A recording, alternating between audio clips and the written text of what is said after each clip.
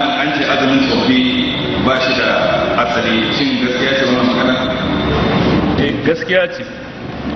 Azumin da ake kira azumin tsofaffi ko azumin watan Rajab ba ya da asali. Duk abin da ake faɗa na hadisai da suke nuna falalar keɓance watan Rajab da yin azumi hadisai ne marasa asali, hadisai ne da'ifai, galibin su ma na ƙarya. Watan Rajab yana cikin watannin da ake kira al-ashhurul hurum, watanni masu alfarma. Su hudu ne, akwai Zulqa'ida, akwai Zulhijja, akwai Al-Muharram.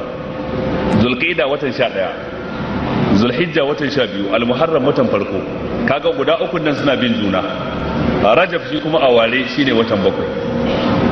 Falalarsu shine suna cikin watanni waɗanda ake kira watanni masu alfarma, wanda Allah ce fala tazlimu fihinna anfusakum wa qatilul mushrikeena kafatan kama yaqatilunakum kaffa. Amma wannan bai nuna a keɓance su da wata ibada ba sai abinda nasi ya nuna. Nasi ya nuna ana yin aikin haji a cikin Zulqa'ida da Zulhijja, shikenan kaga wannan za a yi aikin haji a cikin waɗannan watannin. Nasi ya nuna a cikin Al-Muharram ana yin azumi na 9 da 10 ga wata na Tasu'a da Ashura, shikenan sai a yi. Amma babu wani nasi da ya keɓance Rajab shi kadai da cewa mutum ya azumi a cikinsa.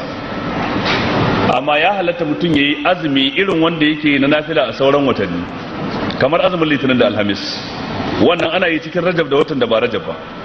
Kamar azumi guda 3 a kowane wata, wannan ana yi a cikin Rajab da watan da ba Rajab ba.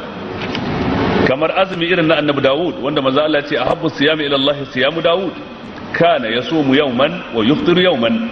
Irin azumin da Allah ya fi kauna shine azumin Annabi Dawud, yakan yi azumi yau gobe huta, jibi ya dauka gace huta. Irin wannan mutum zai iya shi ko cikin watan Rajab ko cikin watan da ba Rajab ba. Saboda haka a hakikanin gaskiya watan Rajab ba a keɓance shi da wata ibada ba, ko sallah ko azumi.